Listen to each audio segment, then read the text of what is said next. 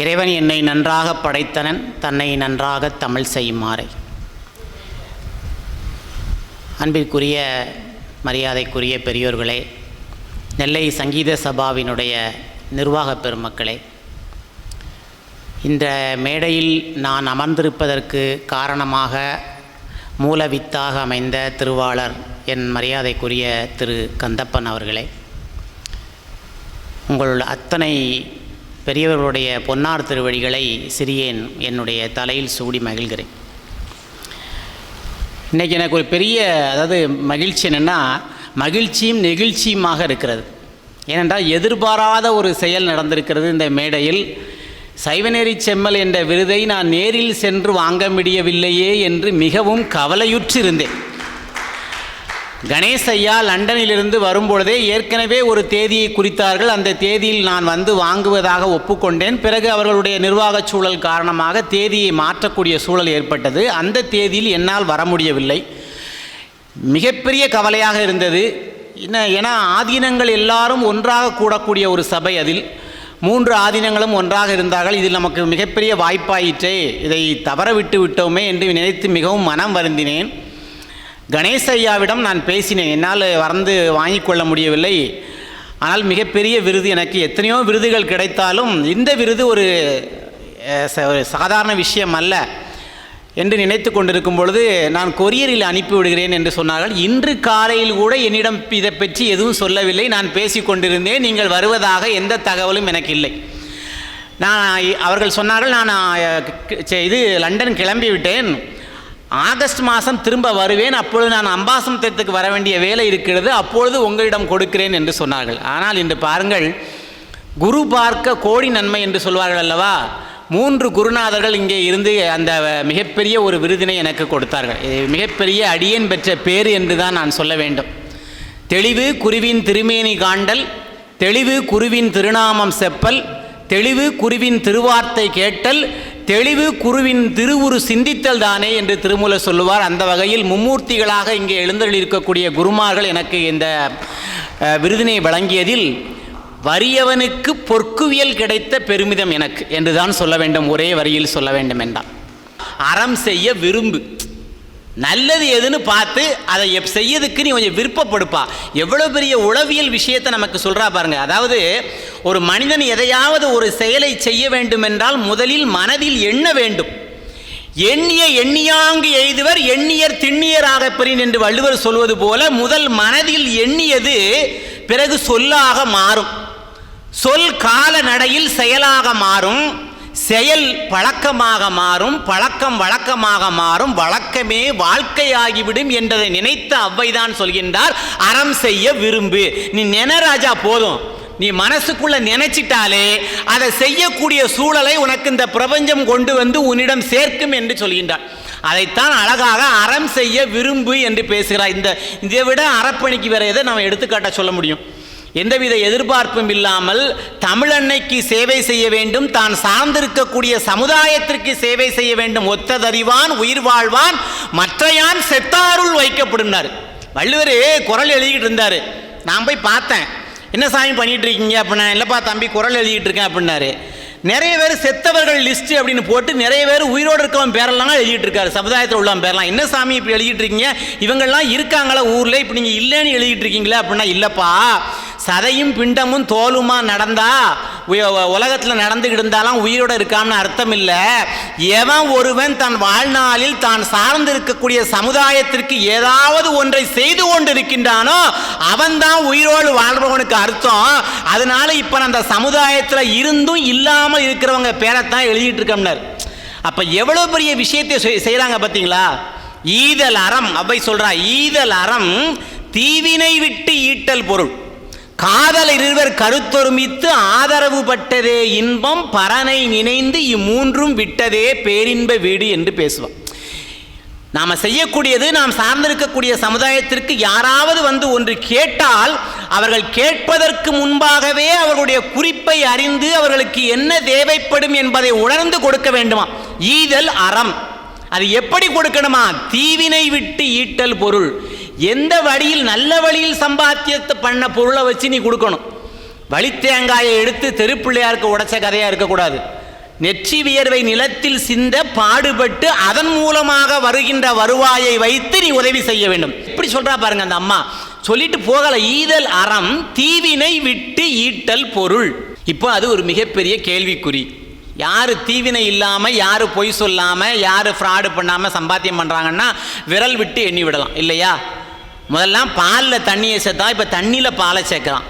எல்லாமே அதை கேட்டால் ப்ரொஃபஷனல் எத்திக்ஸ், இதுதான் வியாபார யுக்திங்கிறான். இது வியாபார தந்திரம். உனக்கு இது தெரிய மாட்டாங்க. இப்படி தான் நடக்கணும்.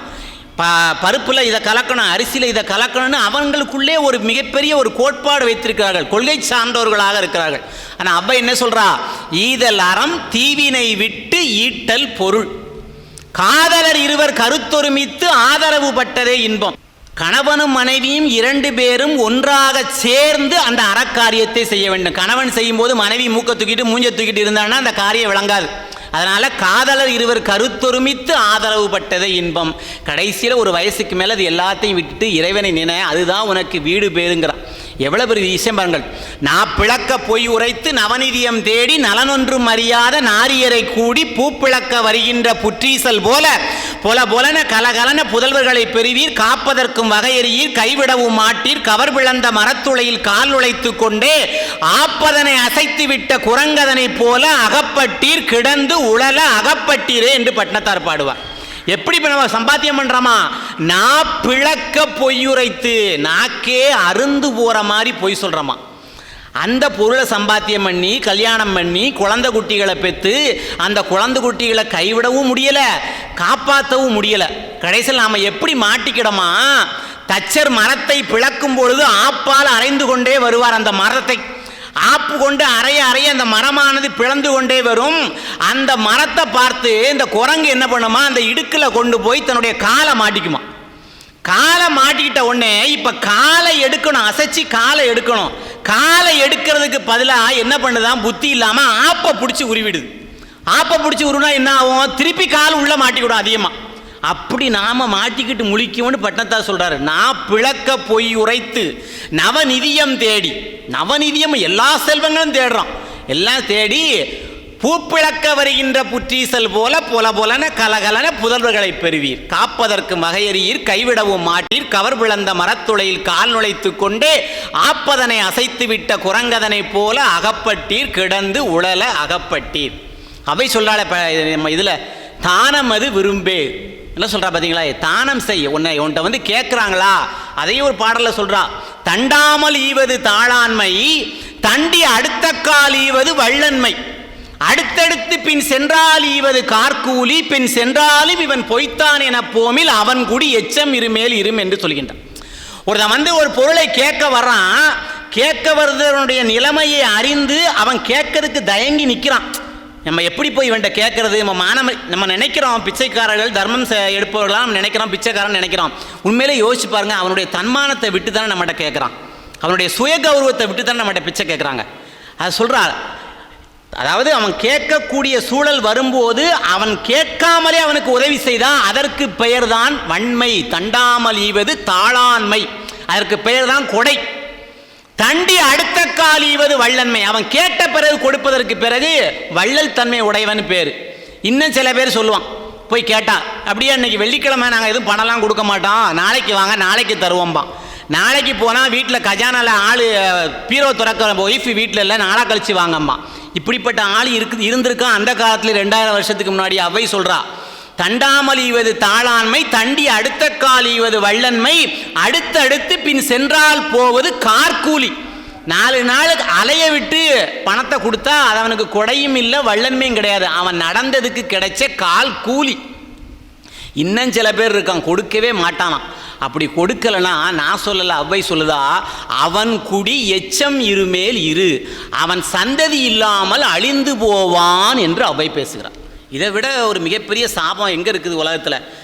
எதையாவது கொடுத்துரு, பிறக்கும்போது கொடு வந்ததில்லை, பிறந்து மண்மேல் இறக்கும் போது கொடு போவதில்லை, இடைநடுவே குறிக்கும் இச்செல்வம் சிவன் தந்தது என்று கொடுக்கறியாது இறக்கும் குலாமருக்கு என் சொல்வேன் இறைவா கச்சி ஏகம்பனே என்று பட்டினத்தார் பாடுகிறார். நம்ம பிறக்கும்போது ஏதாவது கொண்டு வந்தோமா? இல்லை போகும்போது நம்ம ஏதாவது கொண்டு போகிறோமா? காதற்ற ஊசியும் வாராது கான் கடைவழிக்கேனார் இல்லையா? காதற்ற ஊசின்னு எதுக்கு போடுறாரு தெரியுமா? காது இருக்கிற ஊசினா அதையும் எடுத்து வச்சுக்குவான் நம்மாள். இந்த காது இருக்கிற ஊசி தான், அந்த ஓட்டை தான் காது இருக்கிற ஊசி. அந்த காது இருக்கிற ஊசி இருந்துன்னா தூக்கிட்டு போகும்போது இதில் ஏதாவது ஒரு நூலைக்குள்ள கொடுத்து நம்ம தச்சிக்கலாமன்னு எடுத்து வச்சுக்குவான்னு நினச்சி தான் காதற்ற ஊசின்னு போட்டார். அந்த காதற்ற ஊசி கூட நம்ம கூட வரப்போறதில்லை. காதற்ற ஊசியும் வாராதுகான் கடை வலிக்கே. அப்ப என்ன பண்ணணும்?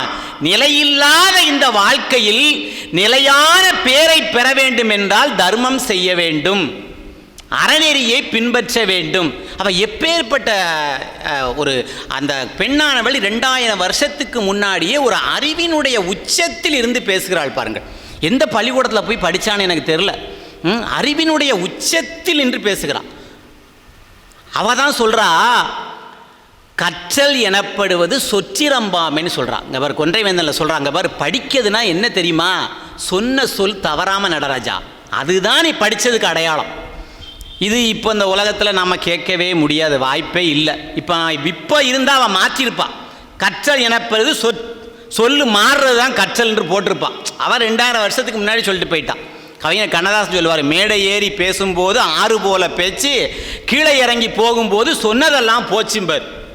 மேலே பேசுவான், அறம் பண்ணணும், அதை பண்ணணும், இதை பண்ணணும் எல்லாம் சொல்லுவான். கீழே இறங்கின பிறகு ஊருக்கு தான் உபதேசம், உனக்கு எனக்கு இல்லைன்னா கதையா. அவ்வை சொல்றா, என்ன சொல்றா? கற்றல் எனப்படுவது சொற்றிரம்பாமை. 4 கோடி பாடல்னு ஒரு பாடல் ஏற்றிருக்கிறா. ஒரு மிகப்பெரிய அரசன் நம்ம வந்த உடனே குருக்களையா எனக்கு ஞாபகப்படுத்தினா, நான் மறந்துட்டேன், எனக்கு குருக்களையா ஞாபகப்படுத்தினாங்க. ஒரு மிகப்பெரிய அரசபையில் யாராலையும் 4 கோடி பாடல் நாளைக்கு விடுகிறதுக்குள்ளே ஏற்றணும்.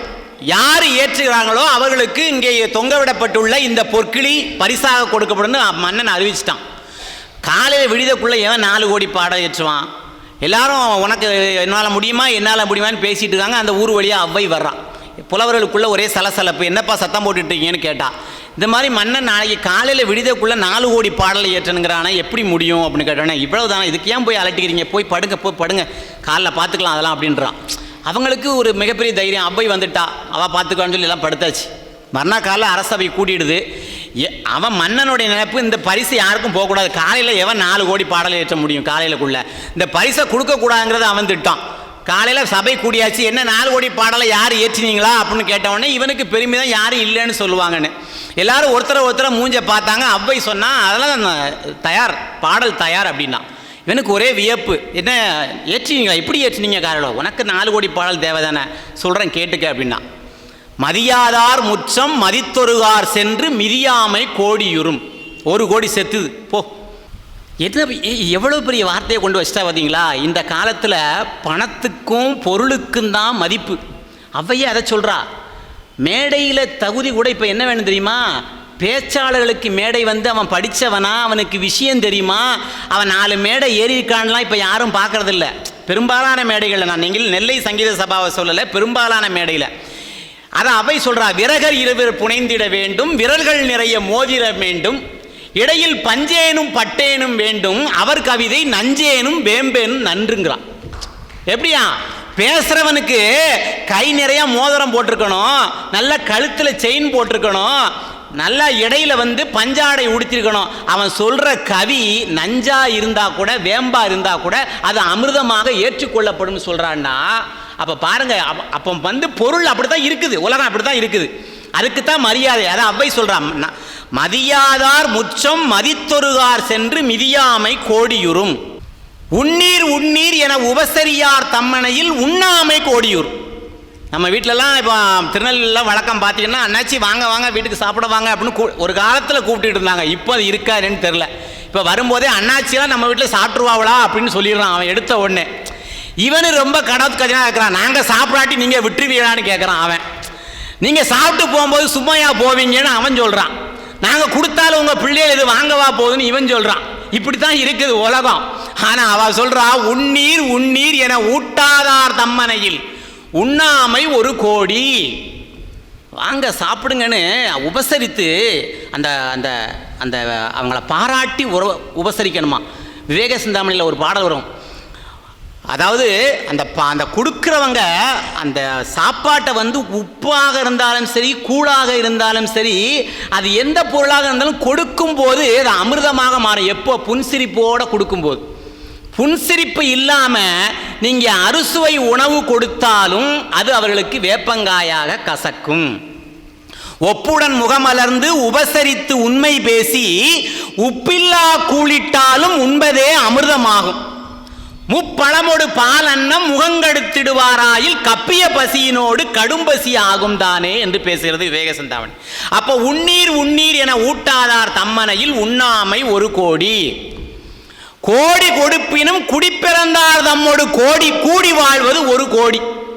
தாம் பிறந்த குலத்தோட தாம் பிறந்த இனத்தோட சேர்ந்து வாழணும், எங்கேயாவது போயிடக்கூடாது.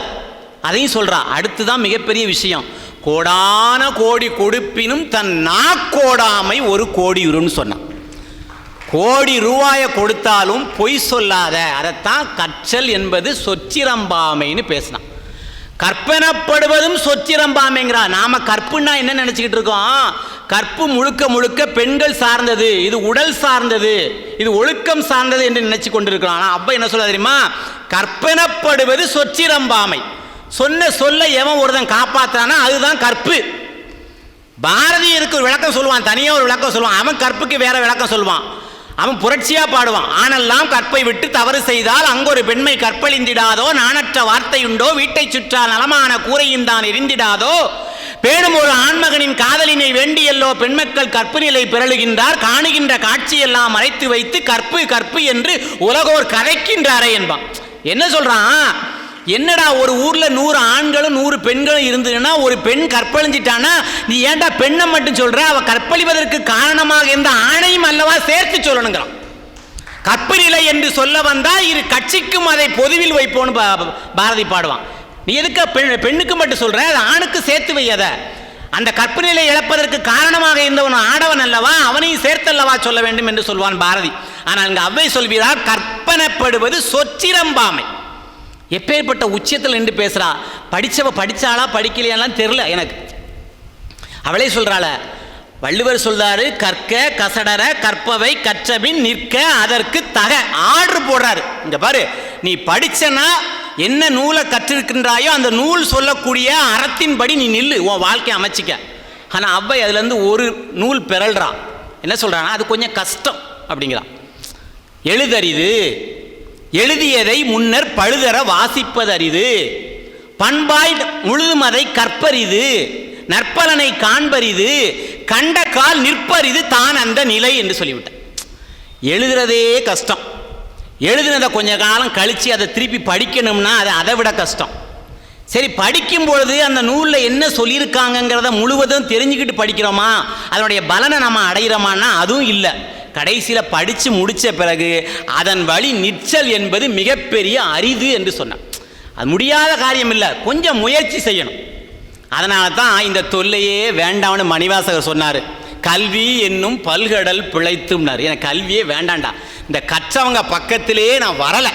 ஏன்னா ஒழுக்கம் இல்லாத கல்வி கல்வியே கிடையாதுங்கய்யா. கல்வி என்பது எப்படி இருக்க வேண்டும் என்றால், கல்வியின் மூலமாக அறிவு வளர வேண்டும், அறிவின் மூலமாக ஒழுக்கம் வளர வேண்டும், ஒழுக்கத்தின் மூலமாக அன்பு வளர வேண்டும், அன்பின் மூலமாக அருள் வளர வேண்டும், அருள் மூலமாக ஞானம் வளர வேண்டும், ஞானம் இறைவனிடம் கொண்டு சேர்க்க வேண்டும். அப்பதான் கற்ற கல்வியினுடைய பயன். இல்லைன்னா நானும் படித்தோம்னா என் புருஷனும் கச்சேரிக்கு போனாம்னா கதையை ஆகிப்போம். அதைத்தான் அவ்வை சொல்ல. எழுதறிது, எழுதியதை முன்னர் பழுதர வாசிப்பது, பண்பாய் நற்பலனை காண்பரிது, கண்டக்கால் நிற்பரிது தான் அந்த நிலை. கல்வி என்னும் பல்கடல் பிழைத்தும்னாரு. இன்னும் ஒருபடி மேல போய் சொன்னார், உற்றாரை யான் வேண்டேன், வேண்டாம், ஊர் வேண்டேன், பேர் வேண்டேன். அடுத்துதான் சொன்னார், கற்றாரை யான் வேண்டேன். ஏன்னா இன்றைக்கு நடக்கக்கூடிய அத்தனை சமுதாய சீர்கேடுகளுக்கு பின்னால் இருப்பவர்கள் யார் என்று பார்த்தால் 99.99% படித்தவர்கள் தான். படிக்காதவனுக்கு அவனுக்கு யுக்தியோட திருடுறதுக்கு தெரியல, எப்படி கண்ணக்கோல் வைக்கன்னு அவனுக்கு தெரியல, எப்படி அடுத்தவனை கவுக்குன்னு அவனுக்கு தெரியல. அதனால தான் பட்டுக்கோட்டை கல்யாண சுந்தரம் பாடினாரு, பள்ளிக்கூடம் இல்லாத ஊருக்கு பயணம் போறேண்டா தம்பி, பயணம் போறேண்டா, நான் படிக்க வேண்டியது நிறைய இருக்கு, படிச்சுட்டு வாரேண்டா தம்பி, படிச்சுட்டு வாரேண்டா. எழுத படிச்சு அறியாதவன் தான் உழுது உழைச்சி சொரு போடுறான். எழுத படிச்சு அறியாதவன் தான் உழுது உழைச்சி சொரு போடுறான். எல்லாம் படிச்சவன் ஏதேதோ பேசி பேசி நல்லா நாட்டை கூறு போடுறான். அவன் சோறு போடுறான், இவன் கூறு போடுறான்னு பாடினார். நடக்கிறா நடக்கலையா? நடக்கக்கூடிய அத்தனை அக்கிரமங்களுக்கும் காரணம் படித்தவர்கள் தான். நான் படித்தவர்களை பற்றி குறை சொல்கின்றேன் என்று நினைக்காதீர்கள். அந்த விதிவிலக்கானவர்கள் இந்த பாயிண்ட் 1. மற்றவர்கள் அனைவருமே இந்த தவறுகளை செய்கின்றார். அதனால் தான் உச்சார யான் வேண்டேன், ஊர் வேண்டேன், பேர் வேண்டேன், கச்சார யான் வேண்டேன், கற்பனவும் இனியமையும், குற்றால தமந்துரையும் கூத்தா உன் குறைகளற்கு கச்சாவின் மனம் போல கசிந்துருக வேண்டுவனேன்னு பாடினார் இல்லையா? கல்லா பிழையுங்கிறார். யாரு? பட்டத்தாரு. கல்லா பிழையும்னா படிக்காத சொல்லல, உன்னை பற்றி சொல்லியிருக்கக்கூடிய ஞான நூல்களை கல்லாத பிழைன்னு சொல்றாரு. கல்லா பிழையும் கருதா பிழையும் கசிந்து உருகி நில்லா பிழையும் நினையா பிழையும் இன் அஞ்சலித்தை சொல்லா பிழையும் துதியா பிழையும் தொழா பிழையும் எல்லா பிழையும் பொறுத்தருள்வா இறைவா கச்சி ஏகமனை. ஏன்னா நீ நல்ல நூல்களை கற்றா மற்றது எல்லாம் தன்னால வந்துடும் இல்லையா? அதனால தான் அவர்கள் பக்தி என்ன செஞ்சாங்கன்னா, எனக்கு இந்த படிப்பே வேண்டாம்பா, எனக்கு எதுவும் தேவையில்லை, ஊரில்லை காணி இல்லை உறவு மற்றொன்றுமில்லை, பாரிலேனின் பாதமூலம் பச்சிலேன் பரமமூர்த்தி, காரிருள் வண்ணனே என் கண்ணனே கதறுகின்றேன், ஆருளர் கலைகண்ணம்மா அரங்கமா நகருளானே என்று தொண்டரடிப்பொடி ஆழ்வார் பாடுவார்.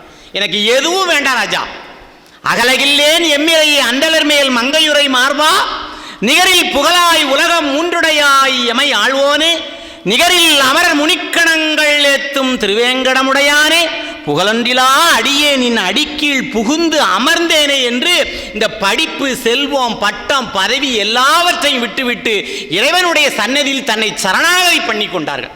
காரணம், படித்தா தப்பு பண்ணுவான் அப்படின்னு அவங்களுக்கே தெரிஞ்சிருக்கு. எப்படி தன்னை, அவங்களுக்கு இந்த பொன் பொருளெல்லாம் தேவைப்படலை. நாம் நினச்சிக்கிட்டு இருக்கோம் இந்த பொருள், நாம் வாழ்ந்துட்டு இருக்க வசதியான வீடு, காரு, பங்களா, ஏசி, ஃப்ரிட்ஜு, வாஷிங் மிஷின், இது தாங்க நம்ம நினச்சிக்கிட்டு இருக்கோம் மிகப்பெரிய செல்வம்னு. பட்டினத்தார் மாறுறாரு. அதிலிருந்து என்ன சொல்ல தெரியுமா? கரையற்ற பல்லும். எது செல்வமா? கரையற்ற பல்லும். கரையற்ற பல்னா லாகிரி வஸ்துகளை பயன்படுத்தாத பல்லு. கரையற்ற பல்லும் கரித்துணி ஆடையும். இந்த மாதிரி பட்டு பீதாம்பரத்தை போட்டுட்டுலாம் வந்து மினுக்கக்கூடாதுங்கிறார். கரையற்ற பல்லும் கரித்துணி ஆடையும் தரையில் விரிப்பும் பொல்லாத ஊனும். என்ன பொல்லாத ஊன? என்னது? உயிர்களை கொல்லாமல் வெஜிடேரியனை சாப்பிடுங்கிறாரு. பொல்லாத ஊனும் இறந்து உண்ண ஓடும் இந்த தேசம் சொல்லுமே மிகப்பெரிய செல்வம் என்றுங்கிறார். இதுதாண்டா செல்வம், சிறந்த செல்வம்ங்கிறார். நாம் இதெல்லாம் ஏற்றுக்க முடியுமா? நம்ம இப்போ இதை சொல்ல முடியுமா? வெளியில் பைத்தியக்காரன் உளறிக்கிட்டு இருக்கான். இவனுக்கு இப்போ பேசிட்டு போகும்போது காசு எதுவும் கொடுத்துக்காம அனுப்புங்க, அப்போ தான் சரியாக வருவான்.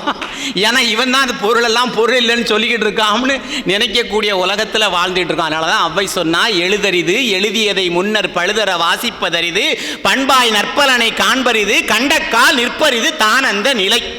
படித்தவர்கள் தவறு செய்கின்றார்கள், ஆகவே அதன் வழியாக நிற்றல் அரிதி என்று படித்த ஒரு, அதாவது அறிவினுடைய உச்சத்தில் இருந்து நமக்கு உதவி செய்ய, நமக்கு மிகப்பெரிய போதனையை செய்கின்றாள். அவள் எவ்வளோ பெரிய விஷயத்தை சொல்கிறா பாருங்க, ஆச்சரியமாக இருக்குது.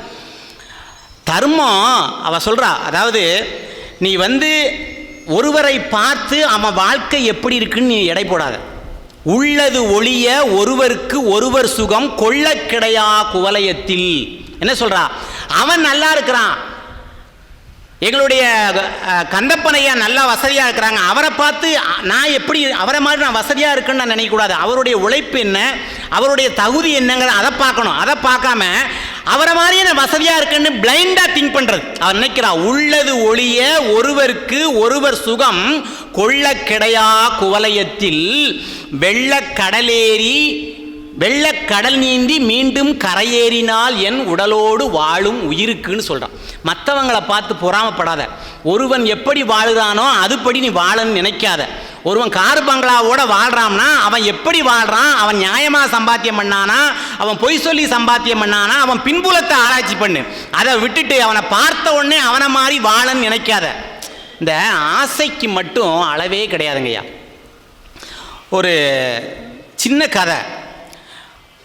ஒருத்தர் ரொம்ப இறைவன்ட்ட சிவபெருமான்ட்ட வேண்டார், நான் உன்னை எவ்வளோ நாளாக சாமி கும்பிட்டு இருக்கிறேன், உனக்கு என்னதெல்லாம் பண்ணுறேன், காலையிலேருந்து சிவபுராணம் பாடுறேன், திருவாசகம் பாடுறேன், தேவாரம் பாடுறேன், என்னை கண்டிக்கவே மாட்டேங்கிற நீ, உனக்கு கண்ணில்லையா காதலையான்னு திட்டி தீக்கிறான். வந்துட்டார் ஒரு நாள். வந்தவுடனே உனக்கு நான் இப்போ கை நீட்டி சொல்கிறதெல்லாம் உனக்கு பொண்ணு வைரம் தங்கமாக மாறுங்கிறார். இவனுக்கு ஒரே சந்தோஷம், அப்பா பரவாயில்லையே, எல்லாம் இன்றைக்கி நம்ம வறுமையெல்லாம் போக போகுது அப்படின்னோடனே முதல்ல சிவபெருமான கையை நீட்டி சொன்னார், நீ படுத்துருக்கிற கட்டில் அப்படின்னு கையை நீட்டினார். அப்படியே தங்கமாக மாறிடுது. மாறினோடனே இவன் முகத்தை பார்க்குறாரு. இவன் முகத்தில் இருந்த சந்தோஷம் இல்லை. ஏன்னா இவன் நம்ம தங்க கட்டெலாம் மாற்றி கொடுத்துட்டோம், இவன் என்ன இப்படி இருக்கான் அப்படின்னு சொல்லிட்டு அவன் படுத்திருந்த தலைவாணியை நீக்கி கையை நீட்டினார். அது வைரமாக மாறிடுது. அப்புறம் அவனை பார்க்குறாரு, அவன் முகம் அப்படியே இருக்குது. மறுபடியும் அவன் சாப்பிட்டுட்டு இருக்க பிளேட்டு வெள்ளியாக மாறினது. வைரம் வைடூரி எல்லாம் ரூமே தங்கமாக மாறிடுது. அவன் முகத்தில் எந்த விதமான ஆனந்த சலனம் எதுவும் இல்லை. பக்கத்தில் வந்தார். என்னடா உனக்கு பிரச்சனை, நீ கேட்கறதுக்கு முன்னாடி எல்லாம் கொடுத்துருக்கேனடா, உனக்கு வேறு என்ன வேணும் அப்படின்னாரு. கோச்சிக்க மாட்டீங்களே அப்படின்னு அவனை வச்சேன். எனக்கு அந்த விரல் வேணும் அப்படின்னா. ஏன்னா ஆசை யாரையும் விடுவதில்லை. ஆசைக்கோர் அளவில் சிவபெருமானே மயங்கி விழுந்துட்டார். அதை கேட்ட உடனே, அட பாவி, உனக்கு நான் உதவி செய்ய வந்தா ஏன் விரலே நீ கேட்குறியா அப்படின்ட்டு. ஆசைக்கோர் அளவில்லை அகிலமெல்லாம் கட்டியாளிலும் கடல் மீது ஆணை செலவே நினைப்பர். கடலால் சூழப்பட்ட இந்த மூன்று உலகமும் கடலால் சூழப்பட்ட பகுதி உனக்குன்னு ஒருத்தண்ட சொன்னா கூட அப்ப கடல் யாருக்குன்னு கேட்பானாம் மக்கள். எப்படி பார்த்தீங்களா, தாய்மான சுவாமிகள் இதை உணர்ந்து எழுதியிருக்காருங்க. ஆசைக்கோர் அளவில்லை அகிலமெல்லாம் கட்டி ஆடினும் கடல் மீது ஆணை செலவே நினைப்பர். அழகேச நிகராக அம்பன் மிக வைத்த பேதும் ரசவாத விற்றைக்கு அலைந்திடுவர். அழகேசன்னா குபேரன். குபேரனுக்கு இணையா செல்வம் வச்சிருந்தாலும் அவன் இன்னும் கொஞ்சம் பொன் வேணும்னு நினைப்பானான். அதான் அவை சொன்னா, ஏற்பது இகழ்ச்சின்னா. ஐயமிட்டு உண்ணுன்னு சொல்றா ஆத்திச்சூடியில, கொடுக்காம எதையும் சாப்பிடாதங்கிறா. சொன்ன அவை ஏற்பது இகழ்ச்சி தான். என்ன சொன்னா தெரியுமா, எல்லா வசதியும் இருந்துக்கிட்டு இந்த கவர்மெண்ட்ல கொடுக்குறாங்களே, இல்லாதவங்களுக்கு அரிசி கொடுக்குறாங்களே, விலையில்லா அரிசி, அதை வாங்குறதுக்கு நம்ம ஆள் போய் எல்லா வசதி உள்ளவங்களாம் நிற்கிறான். அந்த வேட்டி சட்டையை வாங்குறது போய் நிற்கிறான். அதை பார்த்து தான் இப்போவே தெரிஞ்சிருக்கு. 2000 வருஷத்துக்கு முன்னாடியே அவளுக்கு தெரிஞ்சிருக்கு நம்முடைய கீழ்மையான குணமெல்லாம். அதான் சொல்லிக்கா ஏற்பது இகழ்ச்சின்னா. அதுக்கு தாய்மானவர் சொல்றாரு, ஆசைக்கோர் அளவில்லை அகிலமெல்லாம் கட்டியாளிலும் கடல் மீது ஆணை செலவே நினைப்பர். அழகேச நிகராக அம்பன் மிக வைத்த பேரும் ரசவாத வித்தைக்கு அலைந்திடுவர். ஏதாவது வித்தை செஞ்சு பொண்ணை, அதாவது தகரத்தை பொண்ணாக்கிடலாமா, ஈயத்தை பொண்ணாக்கிடலாமா நினைப்பாங்க. அழகேச நிகராக அம்பன் மிக வைத்த பேரும் ரசவாத வித்தைக்கு அலைந்திடுவர். நெடுநாள் இங்கு வாழ்ந்த பேரும் நிலையாகவே இருக்கவே எண்ணி காயகற்பம் தேடி நெஞ்சு புண்ணாவர். 100 வயசு வாழ்ந்துகிட்டு இருக்க தாத்தாட்ட போய், நீங்கள் நல்லா சௌக்கியமாக வாழ்ந்துக்கிட்டீங்க, உங்களுக்கு என்ன ஆசை, என்ன உங்களுடைய ஆவி பிரியன்னு நீங்கள் நினைக்கிறீங்களா, நல்லபடியாக சாவன்னு நினைக்கிறேன், என்ன எதுக்கு சாவ சொல்ல நினைக்கிறேன், அவன் சம்பாத்தியில் சாப்பிட இன்னும் 10 வருஷம் வாழ நினைப்பான். அதை அவர் சொல்கிறார் தாய்மானவர்.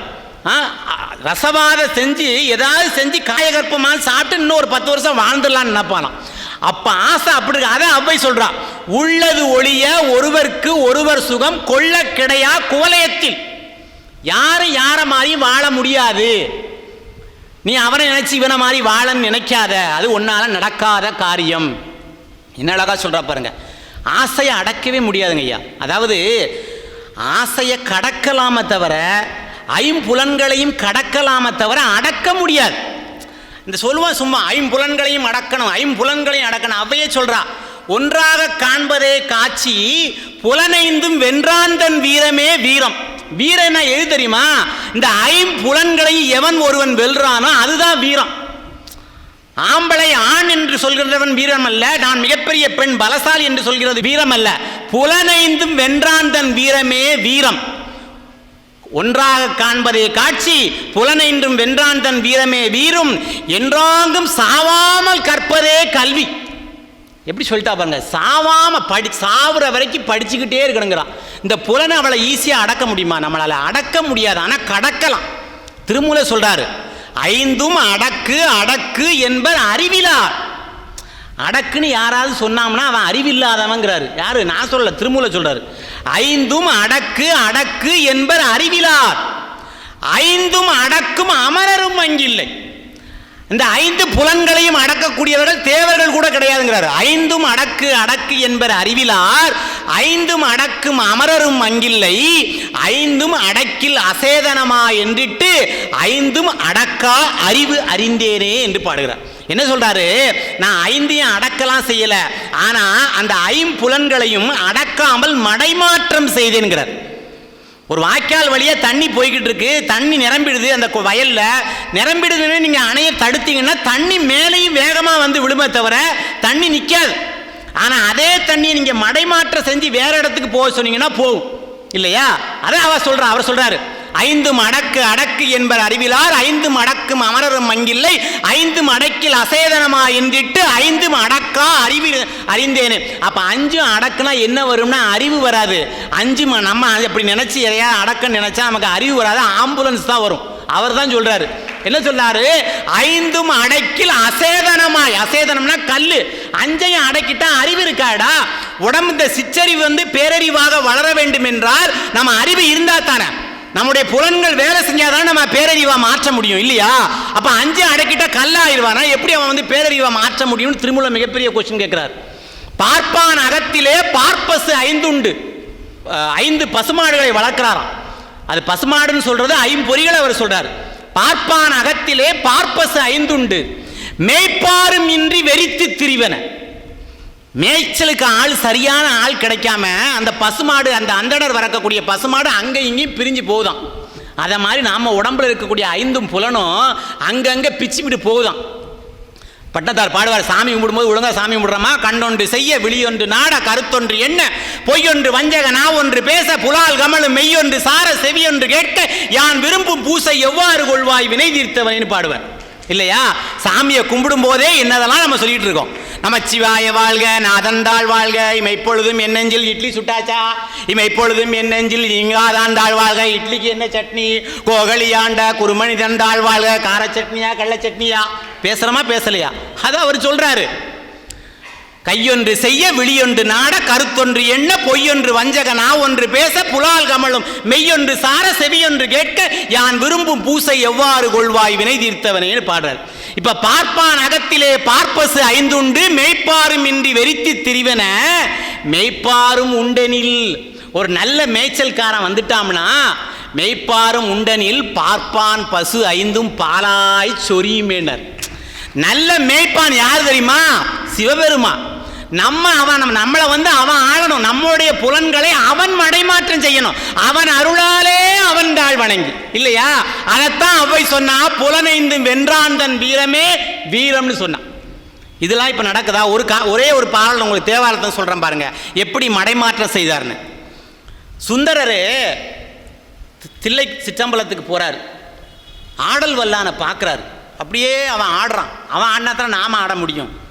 அவன் ஆடுறதை பார்த்த உடனே அவருக்கு அந்த 5 புலன்களும் எல்லாம் சேர்ந்து கண் காது மூக்கு செவி வாய் என்று சொல்லக்கூடிய இந்த அத்தனை விஷயமும் மற்ற 4 உறுப்பு அடங்கிடுதான். கண்ணை தவிர்த்திட்டு இந்த 4 உறுப்பு கண்ணுக்குள்ள வந்து சேர்ந்துடுதான்.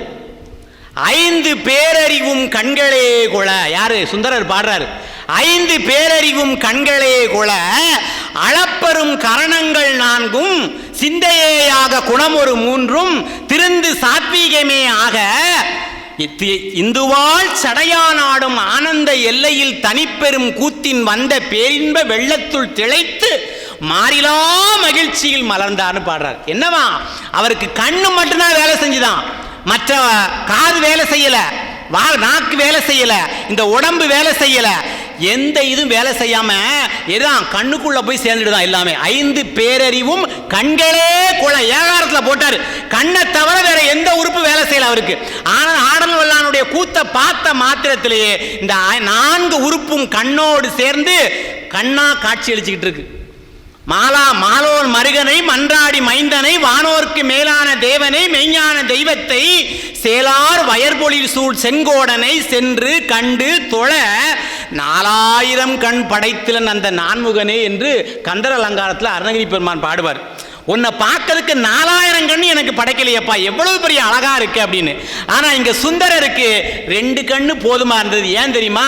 மற்ற உறுப்புகள் எல்லாம் அடைபட்டு மடைமாற்றம் செய்ததன் காரணமாக 5 பேரறிவும் கண்களே கொள. கரணங்கள் என்று சொல்லக்கூடிய தனு கரண புவன போகம் 4ம் கண்களாக மாறியது. சாத்வீகம் ராஜசம் தாமசம் என்று சொல்லக்கூடிய 3ம் கண்ணாக மாறியது. அதனால் அவர் மடைமாற்றம் செய்து எப்படி இருந்தாராம்? மாறிலா மகிழ்ச்சியில் திளைத்தார். அப்ப மாறிலா மகிழ்ச்சின்னு சொன்னா என்ன பொருள்? மாறக்கூடிய மகிழ்ச்சின்னு ஒன்று இருக்குன்னு தானே அர்த்தம். இந்த இன்பம் நிலையான இன்பம் அல்ல. ஆணுக்கு பெண்ணும் பெண்ணுக்கு ஆணும் கொடுக்கக்கூடிய இன்பம் என்பது நிலையான இன்பம் அல்ல, சிற்றின்பம். அது சில நொடி பொழுதுகள். ஆனால் அதற்கு நாம் நம்முடைய முன்னோர்கள் பேரின்பத்தை விளங்கப்படுத்த வேண்டும் என்றால் சிற்றின்பத்தை சொன்னார்கள். சிற்றின்பத்தை ஒருவன் எவன் அனுபவிக்கின்றானோ அவனுக்குத்தான் பேரின்பம் விளங்கும். ஆகவே யாரு சுந்தரர் சிற்றின்பத்தை அனுபவிக்கிறதுக்காக போனார். சிவபெருமானுடைய கட்டளை என்ன? நீ போய் சிவபெருமானுடைய உள்ளுக்குள்ள எண்ணம் தென் திசை மீது தோண்டி திருத்தொண்ட தொகையை எழுதணுங்கிறது அவர் மனசுக்குள்ள எண்ணார். ஆனால் அது சுந்தரருக்கு தெரியாது. திருவாய் மலர்ந்தள்ளி சொல்லுகிறார் சுந்தரர்கிட்ட. என்ன சொல்றாரு சிவபெருமான்?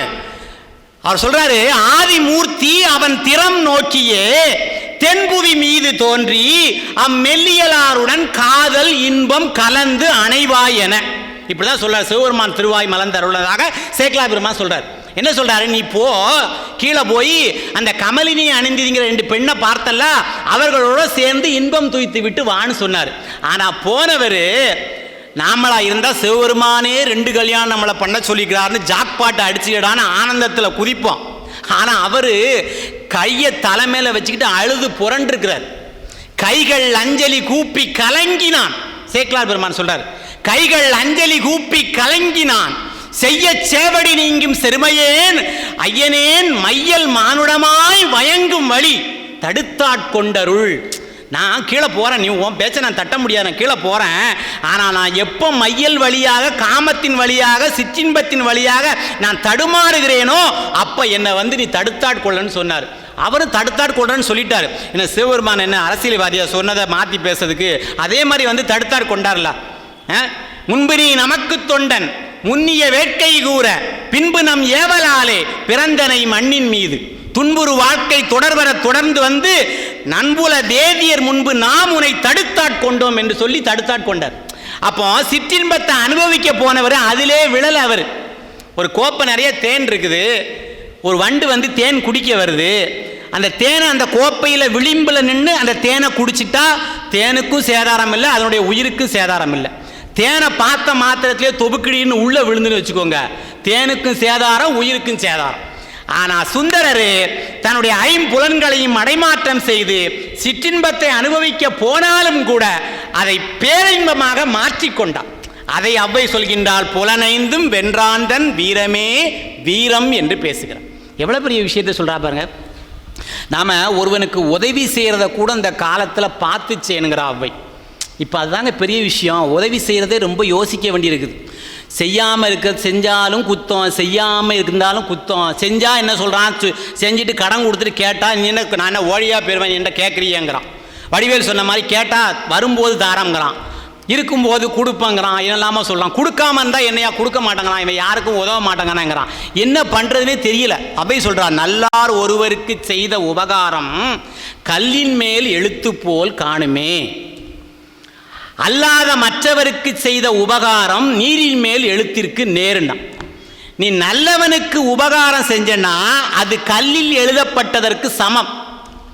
ஆனால் பாத்திரம் அருந்தி பிச்சைடி நம்ம சொல்லிட்டு இருக்கோம்ல, இப்போ அதுதான். அப்படி இல்லாமல் நீங்கள் வேற யாருக்காவது தெரியாமல் செஞ்சிட்டோம்னா கடைசியில் வாங்கினவன் சந்தோஷமாக இருப்பான், வாங்கினவன் பாடு கொண்டாட்டம், கொடுத்தவன் பாடு திண்டாட்டம்னா கதையா இவன் மாட்டிக்குவான். வேங்கை வரிப்புலி நோய் தீர்த்த விடகாரி சொல்றா, வேங்கை வரிப்புலி நோய் தீர்த்த விடகாரி ஆங்கதற்கு ஆகாரம் ஆனார் போல் பாங்கரியா புல்லறிவாளருக்கு செய்த உபகாரம் கல்லின் மேல் இட்ட கலம் என்று பேசுகிறார். ஒரு புலி எதையோ தின்னுட்டு படுத்துறது, விஷம் ஃபுல்லாக உடம்புல வந்துட்டு செத்து கிடக்குது. அந்த வழியாக ஒரு வைத்தியர் போகிறார். ஐயோ புலி தேசிய விலங்காச்சே, இதை போய் நாம் இப்படி விட்டுட்டு போகலாமான்னு அந்த புலிக்கு வைத்தியத்தை கொடுத்து மருந்து மாத்திரையை கொடுத்து அதை உசிப்பி விட்டார்னா நம்மளை உயிரை காப்பாற்றுனதுன்னு சொல்லி அந்த புலி அவரை சும்மா விடுமா? அவனை அடித்து தின்றுல. அதை சொல்கிறார், வேங்கை வரிப்புலி நோய் தீர்த்த விடகாரி ஆங்கதற்கு ஆகாரமானார் போல பாங்கரியா புல்லறிவாளருக்கு செய்த உபகாரம் கல்லின் மேல் இட்ட கலம். நீ நல்லவனுக்கு உபகாரம் செய்யலை அப்படின்னா கல்லில் கலையத்தை போட்டு உடைச்ச மாதிரி ஆயிருண்டா. ஆகவே யாருக்கு உதவி செய்யறங்கிறத பார்த்து செய்யுங்கிற அவை.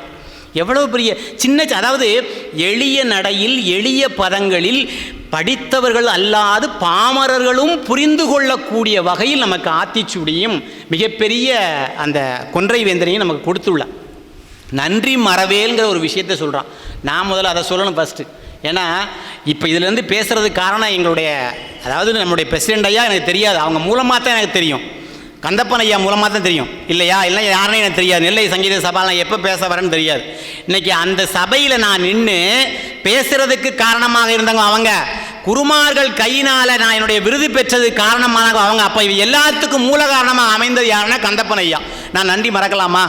அதை அவ்வை சொல்கிறா ஒரே வார்த்தையில், நன்றி மறவேல். நன்றி மறவேல் ஒரே வார்த்தை. இப்போ நன்றினா எந்த கடையில் விற்கின்னு கேட்குறான். நன்றியா அதுனா என்ன அப்படிங்கிறான். கவிஞர் கண்ணதாசன் ஒரு பாடலை சொல்கிறாரு, நான் எல்லாத்துக்கும் நிறைய பேருக்கு கொடுத்து பார்த்துட்டேன், எவனு என்னை மதிக்கிறதா தெரியலை. கொடுத்தவன் எல்லாம் வாங்கி சாப்பிட்டுட்டு வயிறு நிறையிற வரைக்கும் இருக்கிறான். கடைசியில் என்ன பண்ணுறான்னா வாங்கி சாப்பிட்ட கை கழுவுறதுக்கு முன்னாலே நன்றியை மறந்துடுதாங்கிறார். அதனால் என்ன பண்ணேன், நன்றியுள்ள விலங்கு ஒரு நாய், அந்த நாயை வாங்கிட்டு வந்து நான் வீட்டில் வளர்த்தேங்கிறார். அதுக்கு பேரும் வச்சிருக்கிறார், சீசர்னு பேர் வேற வச்சிருக்கார் கவிஞர் கண்ணதாசன். அவர் சொல்றாரு, பன்றிக்கு மலமே தீனி, பாடல் சொல்றார் கவிதையில், பன்றிக்கு மலமே தீனி, பருந்துக்கு பிணமே தீனி, கன்றுக்கு புல்லே தீனி, கழுதைக்கு ஏடே தீனி, குன்றத்து பாம்புக்கெல்லாம் குழி எலி தவளை தீனி, என்றைக்கும் தீனிக்கென்றே படைத்தானே தேவஞானி. பன்றி மலத்தை சாப்பிடுது, எல்லாம் ஒவ்வொன்றும் ஒவ்வொரு பொருளை சாப்பிடுது.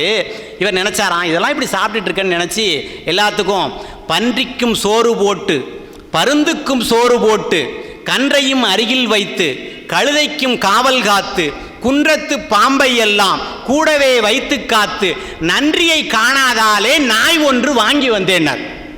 சீசர் என்ற அந்த நாய்க்கு செல்ல பெயரிட்டு வைத்தேன், ஆசையாய் சுமந்தேன், நெஞ்சில் அணைத்து யான் மகிழ்ந்தேன், சீசரின் பாசத்தை பெற்ற தாயின் பாலினும் கண்டதில்லைங்கிறார். நாயினுடைய பாசத்தில் எங்கள் அம்மா தாய்ப்பால் குடித்தது கூட அந்த அருமை தெரியலடாங்கிறார். வாலிலே நன்றி சொல்லும், வாயிலே பிள்ளையாகும், காலிலே அன்பு காட்டும், கண்ணிலே உறவு காட்டும், தோலிலே முளைத்தெழுந்த ரோமமும் தோழனாகும், என்குரல் தூரம் கேட்டால் எகிரிக்கால் குதித்து வந்து என்னுடல் மீதில் ஏறி என்னவோ சொல்ல எண்ணி முழுவாயில் முகத்தை வைத்து முழு உடல் நடுங்க ஆடும், சீசரல்ல என்னுயிர் சீசனுக்கு எஜமான நல்ல தோழன் நான். இவ்வளவு சொல்லிட்டு சொல்றாரு, நம்ம மனுஷர்களை பற்றி சொல்றாரு, குடத்திலே சோற்றை அள்ளி கொடுத்தகை மீளும் முன்பே வெடுக்கென கடிக்கும் மாந்தர், விழுங்கிய பருக்கை உள்ளே படுக்கும் முன் கேலி பேசும் மானிட பதர்கள் போல நடக்கும் ஓர் குணமில்லாத நாய் எந்தன் சீசர் குட்டி. எப்படி பாருங்க, குடத்துல சோற்றை அள்ளி சாப்பிட கொடுத்த உடனே சோறு உள்ள போறதுக்கு முன்னாடியே பேசுவானாம். குடத்திலே சோற்றை அள்ளி கொடுத்தகை மீளும் முன்பே வெடுக்கென கடிக்கும் மாந்தர், விழுங்கிய பருக்கை உள்ளே நடக்கும் முன் கேலி பேசும் மானிட பதர்கள் போல நடக்குமோர் குணமில்லாத நாய் எந்தன் சீசர் குட்டி. இது எல்லாவற்றுக்கும் மேலாக அவர் சொன்னாரு, எங்கள் அம்மாட்ட போய் கேட்டாராம், யாரு கவிஞர் கண்ணதாசன் போய் கேட்டாராம், அம்மாட்ட போய் கேட்கிறாரு, அன்னையே உன்னை ஒன்று கேட்பேன், அடுத்தொரு பிறவி உண்டேன், என்னையும் படைத்து என்னையும் நாயாய் பெற்று எந்தரை கடனை தீர்ப்பாய், தன்னையும் படைத்து தன்னை தழுவிய கையும் காக்கும் மன்னவன் பிறப்பு நாய்தான், மனிதனாய் பிறப்பது அல்லன்னு முடிச்சார். மனுஷனா நான் பிறக்க விரும்பல, நாயா பிறக்க விரும்புறேங்கிறாரு கண்ணதாசன். ஏன், நாய் ஒன்றுதான் நன்றியுடைய ஜீவனாக இருக்கின்றது, ஆகவே நான் நாயாக பிறக்க வேண்டுங்கிறான். அவை அதைத்தான் சொல்றா, நன்றி மறவேல்ங்கிறான் ஒரே வார்த்தையில்.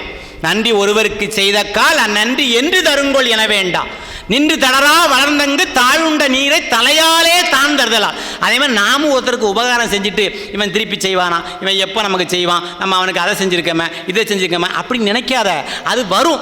நீ நல்லது செஞ்சாலும் உன்னை தேடி 1க்கு 10 மடங்காக வரும், நீ தீயது செஞ்சாலும் 1க்கு 10 மடங்காக தீமை உன்னை தேடி வரும்.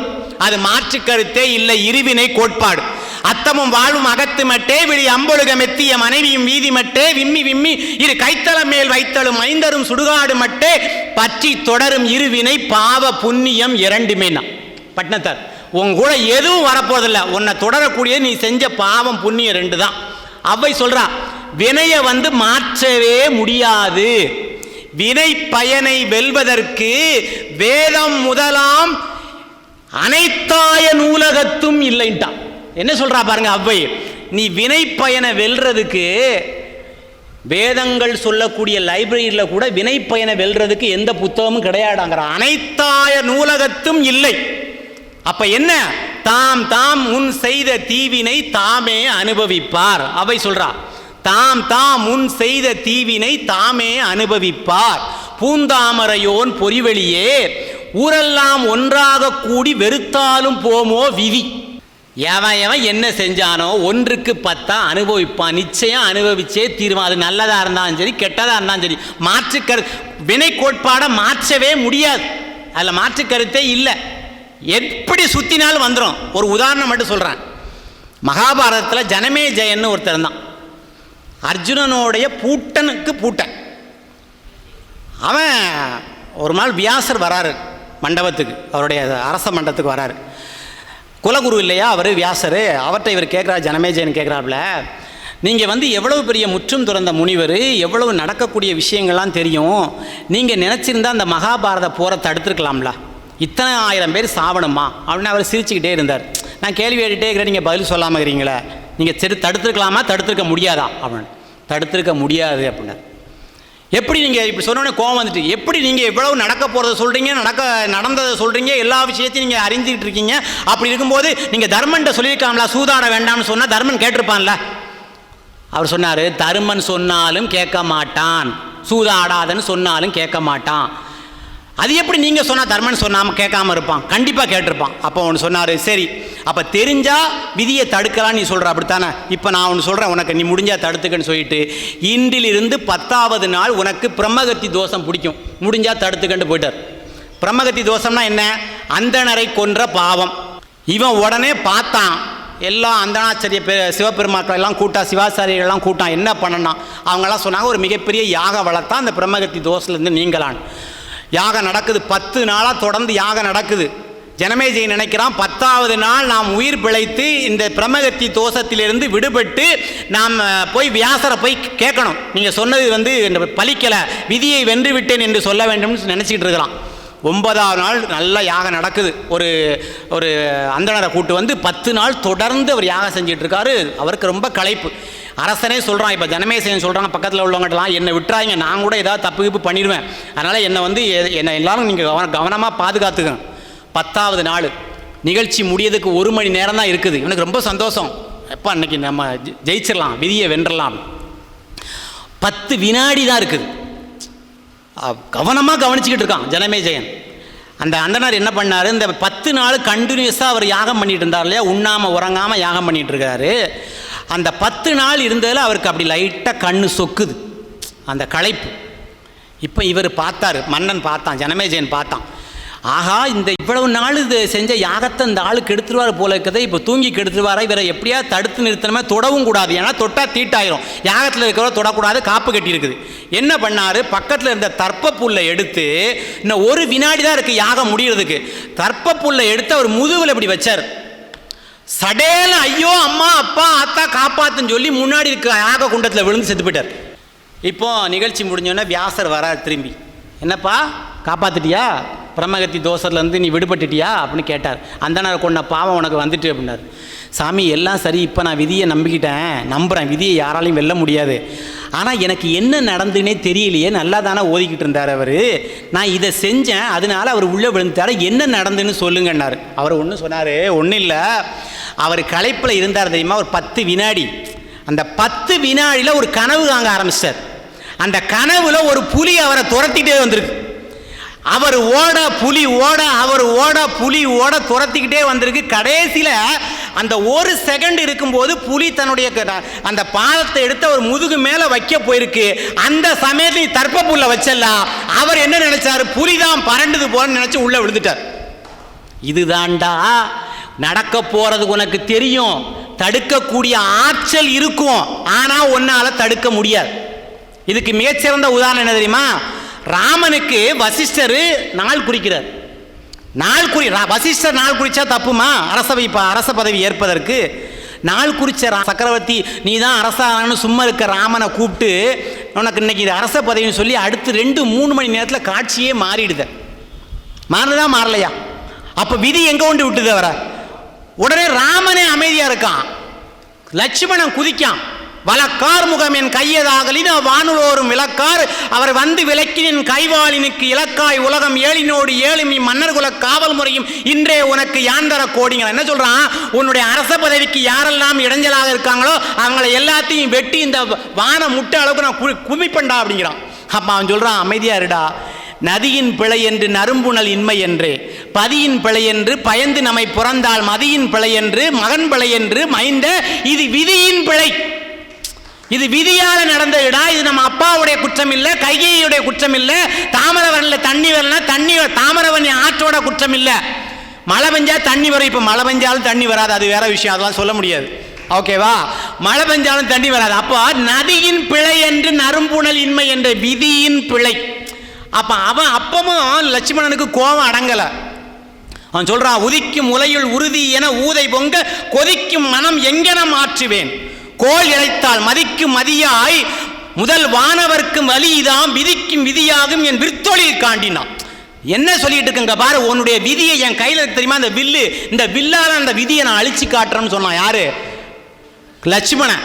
ஆனா அப்படி குதிச்சவன் காட்டில் போய் சீதையோட இருக்கும்போது சீதையை தூக்கிட்டு போறதுக்கு மாரிசன் மாயமானா வர்றான் இல்லையா, மாயமானா வந்திருக்கான் அரக்கருடைய செய்கைன்னு லட்சுமணனுக்கு தெரியுது, ஏதோ ஒரு தப்பு நடக்க போகுது தெரியுது. ஆனா ராமன் கேட்கல, சீதையும் அடம் பிடிக்கிறா, எனக்கு ராமன் பிடிச்சி தந்தா தான் அந்த மானு வேணுங்கிறான். கானகம் முடிஞ்சு நான் அயோத்தி போகும்போது அங்கே கொண்டு போய் ராமன் எனக்கு இந்த மானை பிடித்து தந்தான் என்று சொல்வது எனக்கு பெருமையா, இல்லது மைத்துனன் எனக்கு இந்த மானை பிடித்து தந்தான் என்று சொல்வது பெருமையா, நீ தான் எனக்கு மானை பிடித்து தர வேண்டும் சொல்றான். போயிட்டான். அங்க ராமா லட்சுமணா அபயம் சீதா அபயம்னு விழுந்துடுறான். அப்பவும் லட்சுமணனுக்கு தெரியுது இது நடக்குது ஏதோ சூழ்ச்சி தந்திரம்னு.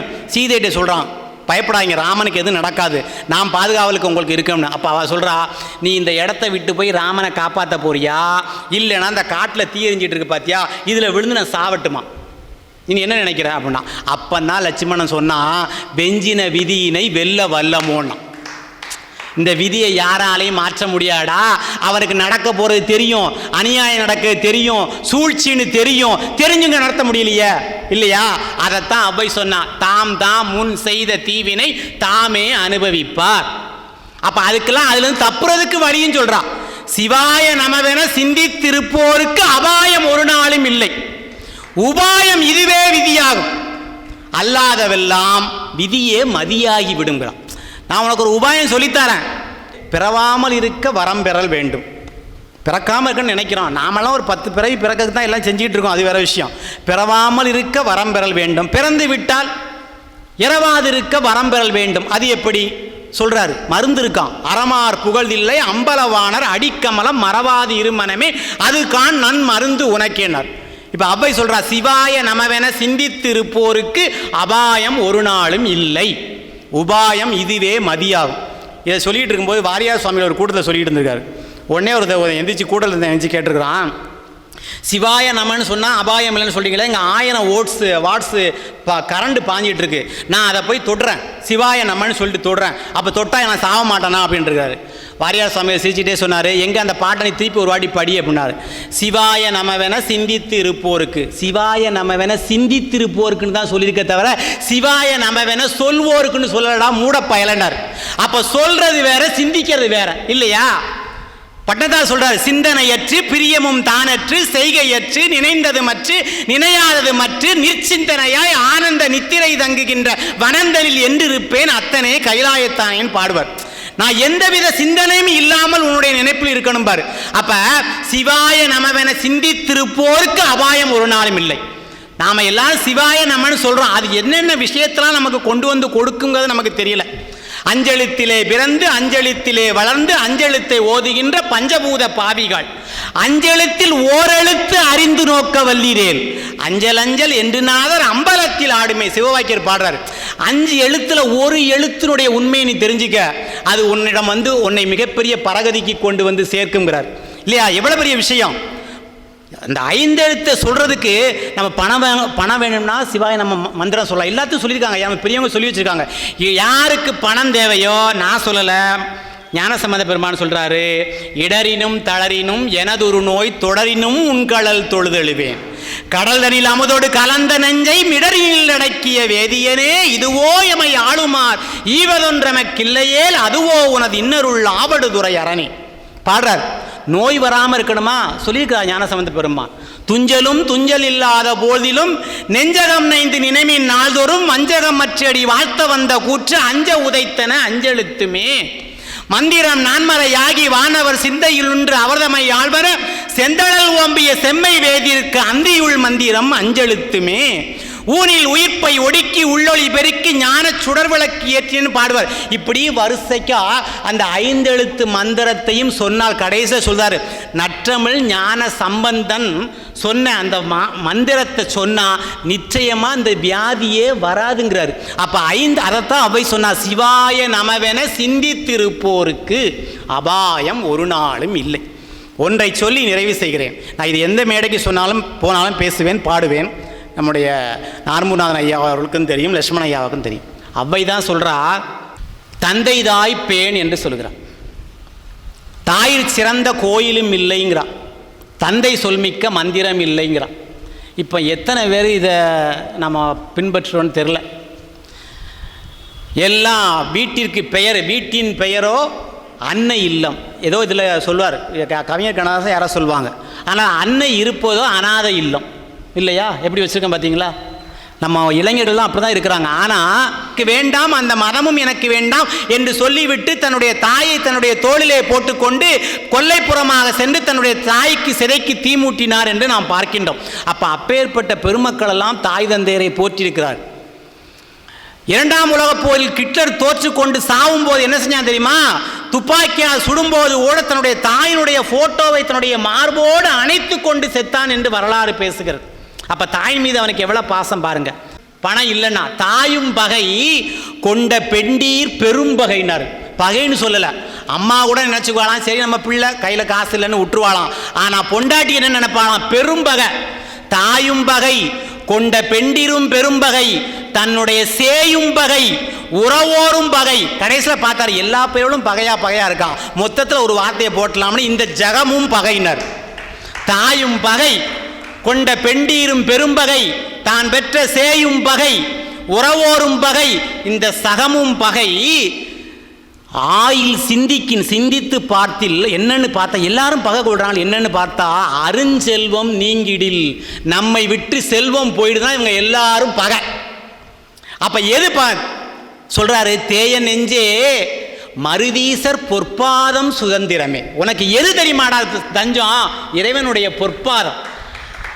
அவையே சொல்றாரு, கல் இல்லானை இல்லாலும் வேண்டால், ஈண்டெடுத்த தாயும் வேண்டால், செல்லாதவன் வாயில் சொல், இல்லாரை எல்லோரும் எள்ளுவர், செல்வரை செய்வர் சிறப்பு திருவள்ளுவர் எல்லாரும் சொல்றாங்க.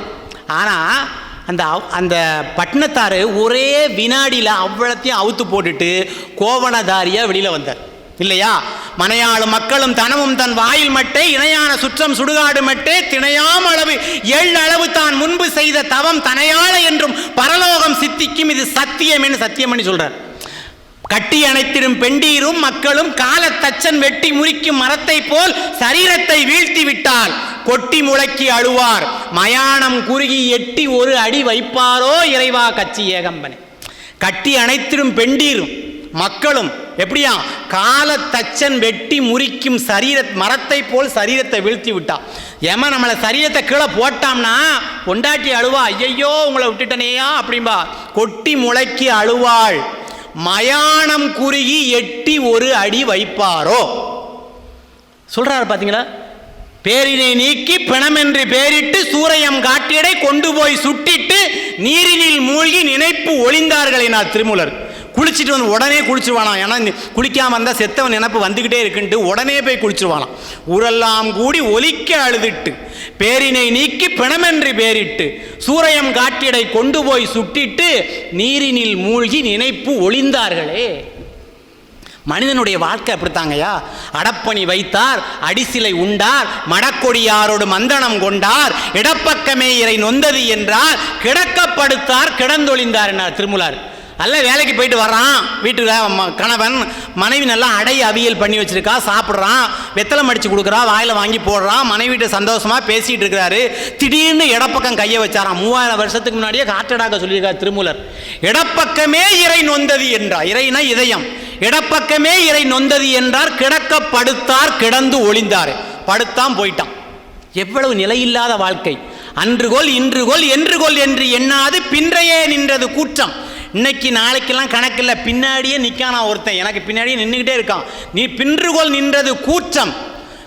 புண்ணினி மேல் நீர்த்துளி போல் நிலையாமை எண்ணி எண்ணி இன்னினியே செய்க நல்வினை. நின்றான், இருந்தான், கிடந்தான், தன் கேள் அலறச் சென்றான் எனப்படுதால் நாலடியார் பேசும். அதாவது புல்லில் இருக்கக்கூடிய நீர்த்துளி எப்படி கதிரவனுடைய ஒளிபட்டு கரைந்து போகிறதோ அதுபோல நம்முடைய வாழ்க்கையும் அந்த புல்லில் இருக்கக்கூடிய நீர்த்துளி போல. இப்போ தானே கொஞ்ச நேரத்துக்கு முன்னாடி நெல்லை சங்கீத சபாவில் பேசிக்கிட்டு இருந்தான். இப்போ தானே இந்த கடையில் பார்த்தேன், இப்போ தானே இந்த மண்டபத்தில் பார்த்தேன். போயிட்டான் ஐயா. நின்றான், இருந்தான், கிடந்தான், தன் கேள் அலறச் சென்றான் எனப்படுதலால்ன்றது நாலடியார். அப்போ இருக்கிற நாளுக்குள்ளே நல்லதை செய்யணுங்கிறார். இப்போ பாயிண்ட்டுக்கு வரேன் நான். அவ்வை தந்தை தாய் பேணினாரு. பட்டினத்தாரை சொல்லிக்கிறாங்க இவ்வளோ விஷயம். அந்த பட்டினத்தாருக்கு அவ்வளவும் துறந்தவருக்கு தாயை துறக்க முடியல, தாய் பாசத்தை துறக்க முடியல. பட்டினத்தார் சன்னியாசியாக போகிறாரு. அவன் அம்மா வந்து கேட்குறா, உங்கள் அப்பா இல்லாத நாட்டில் உன்னை எவ்வளோ கஷ்டப்பட்டு வளர்த்தன்னு தெரியுமாடா? இப்போ நீ போறியே, எனக்கு ஈமச்சடங்கு யார் செய்வான்னு கேட்குறாரு. அவர் சொல்கிறாரு, உன்னுடைய ஈம காரியங்களை முடிக்கிற வரைக்கும் இந்த ஊர் எல்லையை தாண்ட மாட்டேன், இந்த ஊரில் எல்லையிலே இருப்பேன்னு சொல்லி இருக்கிறார். அவருக்குள்ளேயே ஒரு மனசுக்குள்ள ஒரு குற்ற உணர்ச்சியாக இருந்திருக்கும்னு நான் நினைக்கிறேன். என்னென்னா, அம்மா இறந்துட்டான், இறந்த செய்தி கிடைக்குது, வேகமாக சுடுகாட்டுக்கு ஓடுறார். இந்த அம்மாவை நம்ம கூட வச்சு பார்க்க முடியலையே. நமக்கு விதிக்கப்பட்ட விதி துறவி. துறவி எல்லாத்தையும் திறந்துட்டு போகணும், எந்த ஆசாபாசம் இருக்கக்கூடாது. அம்மாவை விட்டு வந்துட்டோம். இப்போ இந்த அம்மாவை நம்ம கூட வச்சு நம்ம கூட இருந்தால் கூட கொஞ்ச நாள் வாழ்ந்திருப்பாளோ. திருவெண்காடா திருவெண்காடா திருவெண்காடா என்று சொல்லியே உயிரை விட்டு விட்டாளே, இவளை நாம் கூட வைத்து பார்க்கக்கூடிய வாய்ப்பு இல்லையே என்ற ஒரு மனம் வருந்தி இருக்க வேண்டும். அதனுடைய வெளிப்பாடு தான் என்ன சொல்றாரு அங்கே இருக்கவங்கள்ட்ட, இந்த கட்டைகளை எல்லாம் எடுத்து விட்டு வாழை மட்டைகளை கொண்டு வாங்கினார். வாழை மட்டையை கொண்டு வந்து வாழை மட்டை மேலே வச்சு தன்னுடைய தாயை வச்சு அந்த தாய்க்காக வேண்டி பாட்டு பாடுறார். அவருடைய மனக்குமுறலை எல்லாம் தெரிவிக்கிறார். தாயோடு நம்மால் இருக்க முடியவில்லை, தாயை நம்மால் பாதுகாக்க முடியவில்லை, தாயினுடைய அன்புக்கு நம்மால் பாத்திரமாக முடியவில்லை. தந்தை தாய் பேன் என்று அவை சொல்லியிருக்கின்றாள், தாயில் சிறந்தது கோயிலும் இல்லை என்று சொல்லியிருக்கின்றாள். இதையெல்லாம் நாம் நிறைவேற்ற முடியவில்லையே என்று நினைத்த பட்னத்தார் தான் பாடினார். 2 திங்களாய் அங்கமெல்லாம் நொந்து பெற்று பையல் என்ற போதே பரிந்தெடுத்து செய்ய இரு கைப்புறத்தில் ஏந்தி கனகமுலை தந்தாளை எப்பிறப்பில் காண்பேன் இனி.